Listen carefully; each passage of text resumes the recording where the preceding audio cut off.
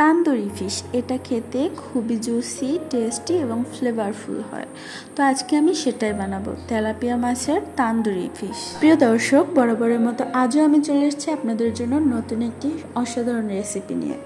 তো এর জন্য আমি ফার্স্টে একটি তেলাপিয়া মাছ নিয়ে নিয়েছি এবং এটাকে সুন্দরভাবে কেটে নিয়েছি। তো ফার্স্টে আমি আপনাদেরকে বলছি যে কিভাবে এটাকে কাটতে হবে। মাছটাকে এভাবে ঘন ঘন করে কেটে নিতে হবে, এমনভাবে কাটতে হবে যাতে এটা কেটে মাঝখানের কাটা অবধি ছুঁয়ে যায়। এভাবে সুন্দর করে কেটে নিতে হবে যাতে মশলা ভিতরে সুন্দরভাবে ঢুকতে পারে। ফার্স্টে আমি এর মধ্যে দিয়ে দিচ্ছি পেঁয়াজ বাটা, তারপর দিয়ে দিচ্ছি রসুন বাটা, তারপরে দিয়ে দিচ্ছি আগে থেকে বেটে রাখা কাঁচামরিচ। তো কাঁচামরিচের পেস্ট এবার আমি দিয়ে দিচ্ছি।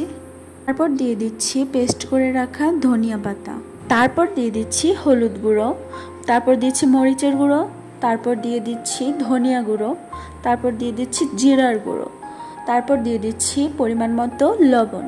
এবার এটাকে আমি সুন্দরভাবে সরিষার তেল দিয়ে একটু বেশি করে হাত দিয়ে মেখে নিব। এখানে আমি সরিষার তেল ব্যবহার করেছি, আপনারা চাইলে যে কোনো তেল ব্যবহার করতে পারেন, এখানে সয়াবিন তেলও ব্যবহার করতে পারেন, কিন্তু সরিষার তেল দিলে হচ্ছে গিয়ে এটার ফ্লেভারটা ভালো আসে, তাই আমি সরিষার তেল ব্যবহার করছি।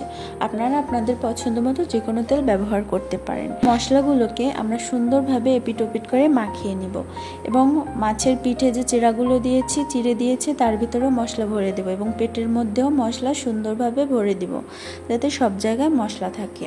এবার একটি গরম কড়াইয়ে তেল দিয়ে দিচ্ছি এবং তেলটাকে গরম হতে দিব। তো তেল যখন গরম হয়ে যাবে তখন তার মধ্যে দিয়ে দিতে হবে মাছটাকে। আমরা ম্যারিনেট করে যে মাছটা রেখেছিলাম সেটাকে সুন্দরভাবে তেলের ভিতরে দিয়ে দিব। এবার এটাকে লো ফ্লেমে 2-3 মিনিট ঢাকা দিয়ে ভেজে নিতে হবে।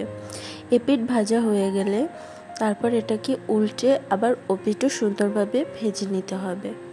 এভাবে এপিট ওপিট করে মাছটাকে ভেজে নিতে হবে। আমরা যে থালা বা বাটিতে মাছটাকে মেখেছিলাম তাতে যে মশলাটুকু লেগেছিল সেই মশলাটাকে সুন্দরভাবে ধুয়ে সেই জলটা আমি মাছের মধ্যে দিয়ে দিচ্ছি।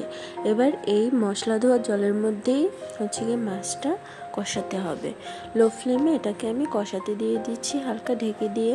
এভাবে ঢাকা দিয়ে এপিট কষিয়ে নিতে হবে। তারপর যখন এপিট কষানো হয়ে যাবে তখন মাছটাকে আবার উল্টে দিয়ে ওপিটও সুন্দরভাবে কষিয়ে নিতে হবে। আমি মাছটাকে উল্টে দিয়েছি, এবার এপিটটাও সুন্দর মতো কষানো হয়ে যাবে। তো আমি একটা চামচ মাছের উপরে গ্রেভিটাকে দিয়ে দিচ্ছি।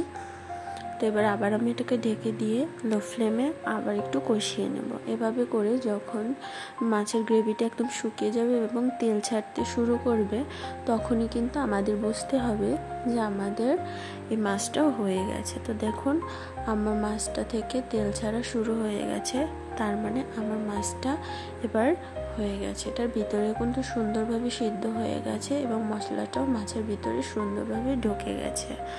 তো তার মানে আমার মাছটা হয়ে গেছে। এবার আমি মাছটাকে নামিয়ে সুন্দরভাবে পরিবেশন করে নিচ্ছি। মাছটাকে আস্তে করে হালকা হাতে নামিয়ে নিয়েছি যাতে এটা ভেঙে না যায় এবং দেখুন আমি প্লেটে এটাকে খুব সুন্দরভাবে সাজিয়ে সার্ভ করে নিচ্ছি। তো দেখুন কত সুন্দরভাবে এটার গ্রেভিটা হয়েছে এবং এটার ফ্লেভারটা কিন্তু খুবই জোস ছিল। তো আপনারাও এভাবে ঘরে বসে, যদি ওভেন না থাকে কড়াইয়ের মধ্যে কিন্তু আমি মাছটা রান্না করেছি, তো আপনারাও এভাবে কড়াইয়ে কিন্তু মাছের এভাবে কাবাব তৈরি করে নিতে পারেন। তো অবশ্যই যদি আমার রান্নাটা ভালো লেগে থাকে তাহলে আমার চ্যানেলটাকে সাবস্ক্রাইব করে দেবেন এবং বেল আইকনে ক্লিক করে আমার সাথেই থাকবেন এবং আমি চেষ্টা করব আপনাদের এরকম আরও সুন্দর সুন্দর রেসিপি শেয়ার করতে। তো অবশ্যই আমাকে সাপোর্ট করবেন এবং এই রেসিপিটা বাড়িতে অবশ্যই ট্রাই করবেন। আমি নিজে এক্সপেরিমেন্ট করে যেটা ভালো হয় সেটাই আপনাদের সাথে শেয়ার করি। So bye bye.